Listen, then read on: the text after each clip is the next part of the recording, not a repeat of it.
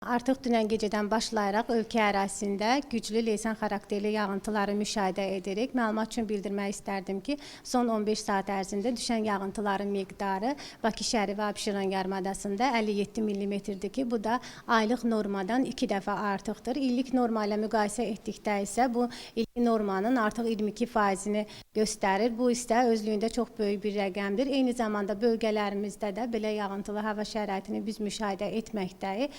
Bölgələrdən asılı olaraq əsasən Böyük Qafqaz ərazisində, Kiçik Qafqaz ərazisində düşən yağıntıların miqdarı aylıq normanın 2-3 dəfə artıq normadan yüksək müəyyən edilmişdir və hazırda da yağıntıların davam etməsi müşahidə edilir. Qeyd etmək istərdim ki, 1966-cı ildə Bakı şəhəri və Abşeron yarımadasında düşən yağıntının miqdarı aylıq normanın 3 dəfə idi. Bu günlərdə isə son 15 saatda isə düşən yağıntının miqdarı aylıq normadan 2 dəfə çoxdur. Bu isə 59 ilin rekord göstəricisidir. Yalnız ölkəmizdə deyil, digər ölkələrdə də, xarici ölkələrdə də belə hadisələr müşahidə edilməkdədir və sayının artması da müşahidə edilir ki, qeyd etmək istərdim ki, Türkiyədə, İspaniyada, Rusiyada və digər ölkələrdə də belə analoji halların sayında artım müşahidə edilir.